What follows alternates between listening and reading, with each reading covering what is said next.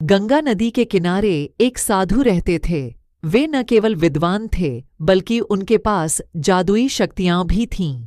एक दिन वे ध्यान में मग्न थे, तभी बाज की चोंच से एक चूहिया छूटकर उनके हाथों में आ गिरी। उसकी छोटी सी पूंछ व काली चमकीली आंखें थीं।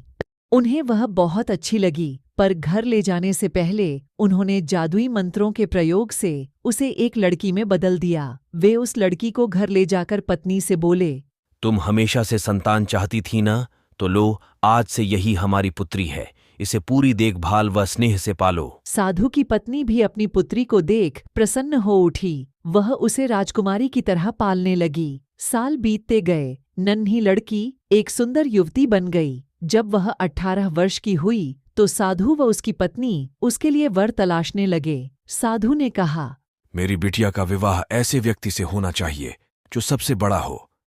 मेरे हिसाब से सूर्य ठीक रहेगा। पत्नी ने भी हामी भरी। उन्होंने जादुई मंत्रों के प्रयोग से सूर्य को नीचे बुला लिया। उन्होंने उसे अपनी पुत्री से विवाह करने को कहा, पर पुत्री ने पहले ही न कर दी। वह बोली, पिताजी, यह तो बहुत गर्म है। मैं उससे विवाह करूंगी जो इससे भी बेहतर हो। साधु निराश हो गए। उन्होंने सूर्य से कहा कि वे ही कोई वर सुझाए। सूर्य ने कहा, बादलों के देवता से बड़ा कौन होगा? उनमें तो मेरी किरणों को भी रोकने की शक्ति है। साधु ने बादलों को नीचे बुलाया व अपनी पुत्री से विवाह करने को कहा, पर इस बार फिर पुत्री ने मना कर दिया। वह बोली, मैं इससे शादी नहीं करूंगी। ये तो कहीं टिकते नहीं, हमेशा यहाँ वहाँ भागते रहते हैं। साधु ने बादल देवता से कहा कि वही कोई अच्छा वर सुझा दें। वे बोले, पवन देवता ठीक रहेंगे, वे तो मुझे भी अपने फूंक से उड़ा देते। साधु ने पवन देवता को बुलाकर अपनी पुत्री से विवाह करने को कहा। पुत्री ने फिर इनकार कर दिया। वह बोली, ये तो कितना बदसूरत है, मैं इससे विवाह नहीं कर सकती। साधु ने पवन देव से पूछा, क्या मेरी पुत्री के लिए ऐसा वर हो सकता है जो आपसे भी बेहतर हो? पर्वत देव मजबूत व ऊंचे हैं, वे मेरा भी रास्ता रोक देते हैं।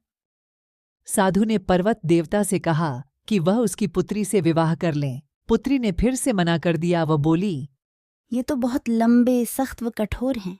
मैं इनसे विवाह नहीं कर सकती। इनसे भी कोई बेहतर चाहिए। पर्वत देवता ने चूहे का नाम सुझाया। वे बोले, माना मैं काफी सख्त, मजबूत व ऊंचा हूं, पर चूहे मुझ में भी आसानी से बिल बना सकते हैं। साधु ने चूहे को बुलाया। उसे देखते ही उसकी पुत्री खुशी से उछल पड़ी। हाँ पिताजी, यही तो है वह मैं जिससे शादी करना चाहती थी। साधु ने सोचा, इसे ही किस्मत कहते हैं। यह एक चूहिया थी और एक चूहे से विवाह करना ही इसके भाग्य में लिखा है। उन्होंने जादुई मंत्रों के प्रभाव से पुत्री को फिर से चूहिया बना दिया।